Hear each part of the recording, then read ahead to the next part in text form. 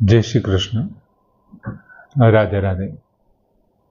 मित्रों, 17मा श्लोकनी अंदर भगवाने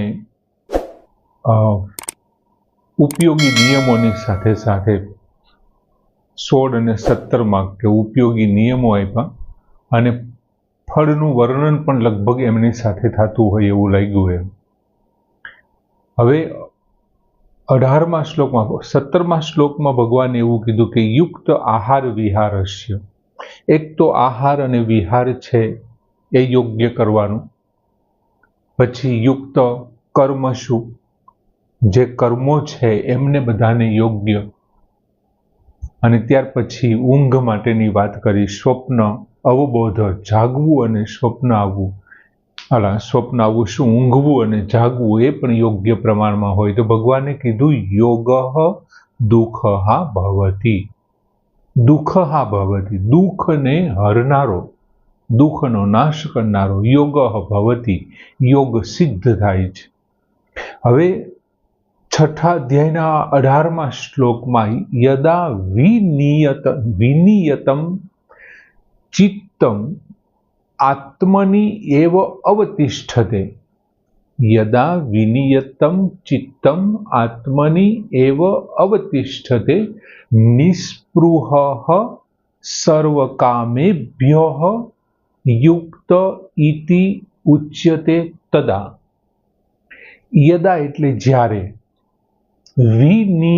વિનિયતમ ચિત્તમ, વિનિયતમ એટલે વશમાં રાખેલું, વશમાં કરેલું, ચિત્તમ એટલે ચિત્ત। જ્યારે વિનિયતમ ચિત્તમ, વશમાં રાખેલું કે વશમાં કરેલું ચિત્ત, આત્મની એવ અવતિષ્ઠતે, આત્મની પોતાના સ્વરૂપમાં જ, એવ એટલે જ પોતાના સ્વરૂપમાં જ, અવતિષ્ઠતે સ્થિત થાય છે, જ્યારે સ્થિત થાય છે। યદા વિનિયતમ ચિત્તમ, જ્યારે વશમાં રાખેલું ચિત્ત, આત્મની એવ અવતિષ્ઠતે પોતાના સ્વરૂપમાં સ્થિત થાય છે, નિસ્પૃહઃ સર્વકામેભ્યઃ, સર્વકામેભ્યઃ એટલે બધા પદાર્થોની ઈચ્છા રહિત, સ્પૃહા વગરનો, યુક્ત ઇતિ ઉચ્યતે તદા, તદા એટલે ત્યારે, યુક્ત યોગી છે, ઇતિ ઉચ્યતે એમ કહેવાય છે। સર્વ પદાર્થોમાં સ્પૃહા વિનાનો છે ત્યારે તે યોગી છે, ઇતિ ઉચ્યતે એમ કહેવાય છે। હવે ભગવાન અહીંયા એવું કહેવા માંગે છે કે જ્યારે વશમાં રાખેલું ચિત્ત પોતાના સ્વરૂપમાં સ્થિત થાય છે અને બધા જ પદાર્થોમાં અથવા તો બધા જ પ્રકારના ઈચ્છાઓ મને સ્પૃહા વિનાનો થાય, બધા જ પ્રકારના પદાર્થોની કે સુખ ભોગની સ્પૃહા વિનાનો થાય છે ત્યારે તે યોગી છે, તે ધ્યાન યોગી છે, ઇતિ ઉચ્યતે એમ કહેવાય છે। હવે ભગવાને 6થા અધ્યાયમાં 10મા શ્લોકથી 5મા અધ્યાયના 27-28મા શ્લોકમાં સેજ અણસાર ભગવાને આપી દીધી કે ધ્યાન યોગનો ત્યાં ઉલ્લેખ કર્યો કે બહારની વસ્તુઓને બહાર છોડી દઈ, નસકોરાની અંદર જે નાકની અંદર આવન જાવન કરી રહ્યા છે, પ્રાણ અપાન સમો કૃત્વા, પ્રાણ અને અપાનને સમાન બનાવી દેવાના છે। પછી બધી જ જાતની વિગત ઈચ્છા એવો શબ્દ હતો, બધી જ જાતની ઈચ્છાઓ છે એમને કાબૂમાં લઈ લેવાનું, ત્યારે તે મુક્ત બને છે એવી વાત કરી ભગવાને 27-28માં 5મા અધ્યાયમાં।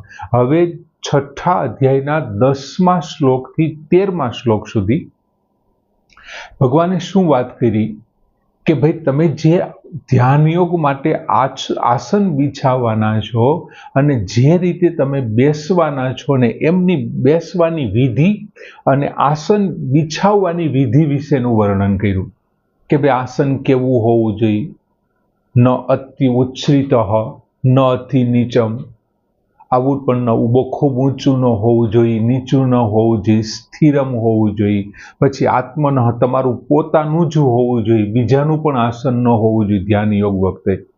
પછી દર્ભ છે, મૃગચર્મ છે, એ બધી વાત કરી, વસ્ત્ર છે, એટલે કેવી રીતથી આસન બિછાવવું, એમના ઉપર કેવી રીતથી બેસવું, તમે સુખાસનમાં બેસો, વજ્રાસનમાં બેસો, પદ્માસનમાં બેસો, એમની સામે કોઈ વાંધો નથી, તમે 3 કલાક લગાટ બેસી શકવા જોઈએ એમ.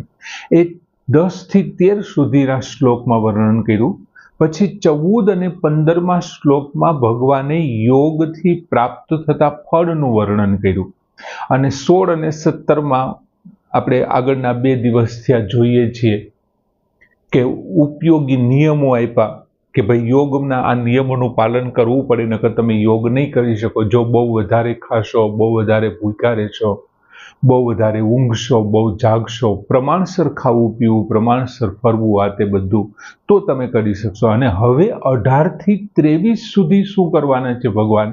તો કે ભગવાનના સ્વરૂપનું ધ્યાનનું અને એમની સાથે સાથે ધ્યાનનું જે ફળ છે, ભગવાનના સ્વરૂપનું વર્ણન આવશે, અને આ ધ્યાન કરવાથી જે ફળ મળવાનું છે ને એમનું વર્ણન આવશે. હવે અહીંયા પહેલા જ ભગવાને શું કીધું? તો કે યદા વિનિયતમ ચિત્તમ આત્મની એવ અવતિષ્ઠતિ. હવે વિનિયતમ એટલે શું? તો કે સારી રીતે વશમાં રાખેલું ચિત્ત. વિનિયતમ ચિત્તમ, સારી રીતે વશમાં રાખેલું ચિત્ત.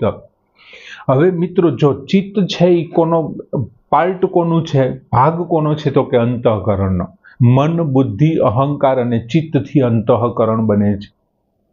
હવે અત્યાર સુધી ભગવાને આત્મના શબ્દ, અંતઃકરણ શબ્દ વાપર્યો. અહીંયા સ્પષ્ટ પ્રમાણમાં વિનિયતમ ચિત્તમ શબ્દ લખ્યો, ચિત્તની જ વાત કરી છે.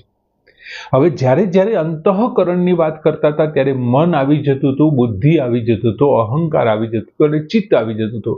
એમાંથી આ 3ને નહીં, જોકે ચિત્ત અને મન છે બને ત્યાં સુધી પર્યાય જ છે.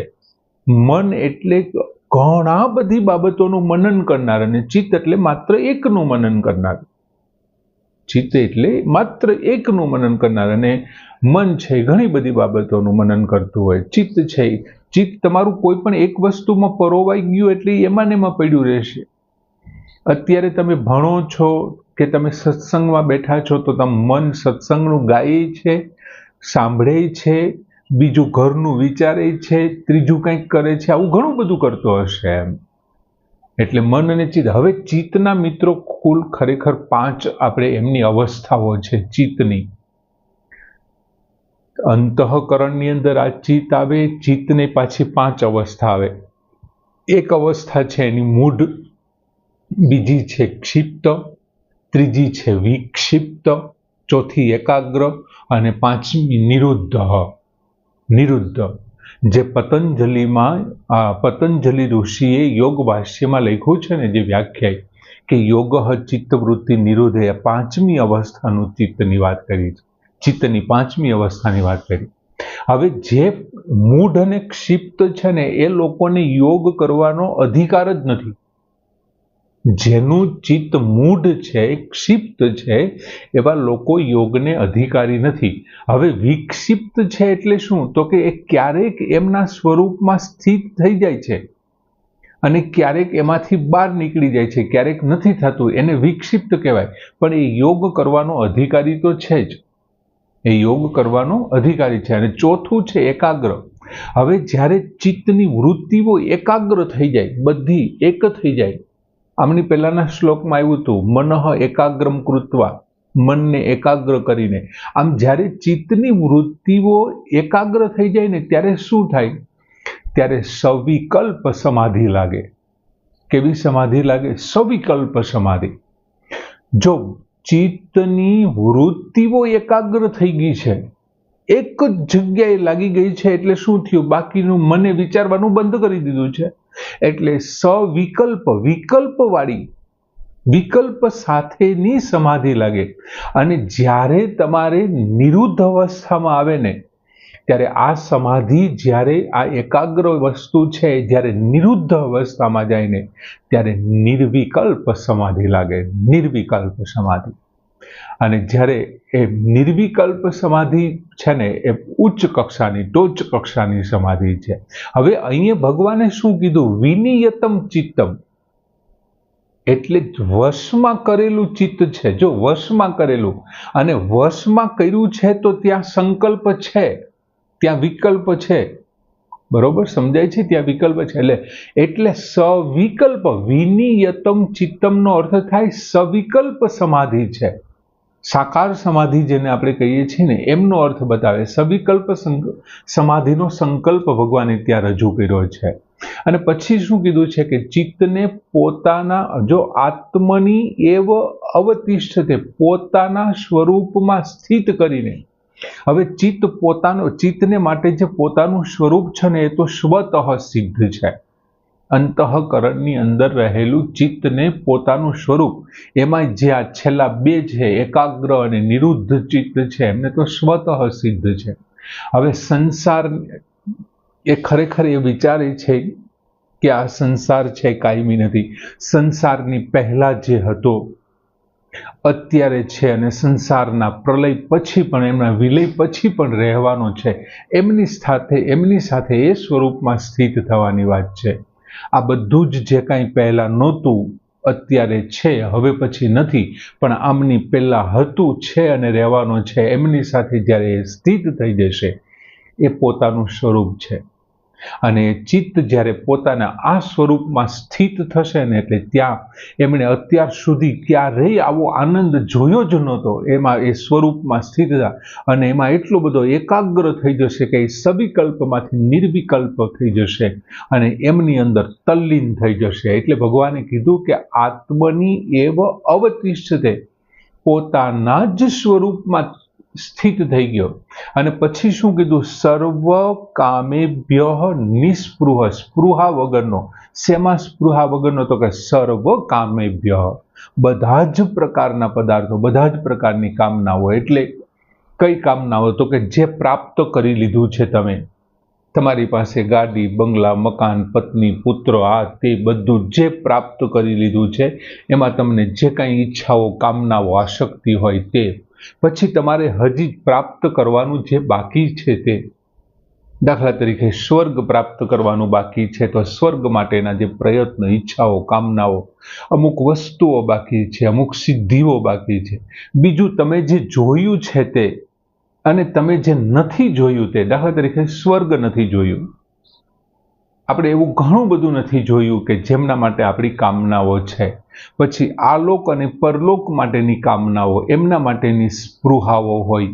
પછી સાંભળેલા અને જે નહીં સાંભળેલા, આપણે જે હજી અમુક શાસ્ત્રોમાંથી આપણે જે સાંભળ્યા છે એ આપણને પ્રાપ્ત કરવાની ઈચ્છા થાય, પણ જે શાસ્ત્રોમાંથી પણ નથી સાંભળ્યા તેવી જે વસ્તુઓ છે તે બધા નહીં સાંભળેલા. આ બધા જ પદાર્થો અને ભોગમાંથી નિવૃત્ત થવું ને, એનું નામ છે સર્વ કામેભ્ય નિસ્પૃહ. સૌથી પહેલા શું કરવાનું છે કે યદા વિનિયતમ ચિત્તમ આત્મની એવ અવતિષ્ઠતે, જ્યારે વશમાં કરેલું ચિત્ત પોતાના જ સ્વરૂપમાં સ્થિત થઈ જશે, અને સર્વ કામેભ્ય નિસ્પૃહ, બધા જ પ્રકારના આ જે પ્રાપ્ત, અપ્રાપ્ત, દ્રષ્ટ, અદ્રષ્ટ, આલોક, પરલોક, જોયેલા, સાંભળેલા, ન સાંભળેલા, બધા જ પદાર્થોમાંથી અને ભોગમાંથી નિવૃત્ત થઈ જશે. ત્યારે ભગવાને શું કીધું? યુક્ત ઇતિ ઉચ્યતે તદા. તદા એટલે ત્યારે. જે કોઈ યોગી આવો થઈ જશે ને, ત્યારે તેને શું કહેવાય? તદા યુક્ત ઇતિ ઉચ્યતે. ત્યારે તે યોગી છે, એ ધ્યાન યોગી છે. ઇતિ ઉચ્યતે એમ કહેવાય. એને એમ કહી શકાય કે આ ધ્યાન યોગી છે, પણ જો આવો થઈ ગયો. બીજું મિત્રો, અહીં ભગવાને જો પહેલો શબ્દ યદા વાપરો અને શ્લોક પૂરો થાય છે ત્યાં તદા વાપરો. એટલે ક્યારે આવો યોગી થઈ જવાશે, એમાં કોઈ દિવસોની રાહ નથી જોવાની, કલાકોની રાહ નથી જોવાની, મહિનાઓની, વર્ષોની, કાંઈ પણ રાહ નથી જોવાની. આ બે પરિસ્થિતિ થવી જોઈએ. શું થવી જોઈએ? કે વશમાં કરેલું તમારું ચિત્ત જ્યારે એમના પોતાના સ્વરૂપમાં સ્થિત થઈ જશે, અને બધા જ પ્રકારની કામનાઓમાંથી તમે નિષ્પૃહ થઈ જશો, ત્યારે તરત જ તમે યોગી થઈ જશો. બીજી જ સેકન્ડે તમે યોગી થઈ જશો. એટલે સિદ્ધ થતા કામનાઓ છોડી અને સીધા જ પરબારા યોગી બની જશો. આમ શ્લોકની બંને પરિસ્થિતિઓ સિદ્ધ થશે એટલે ડાયરેક્ટ યોગી થઈ જશે.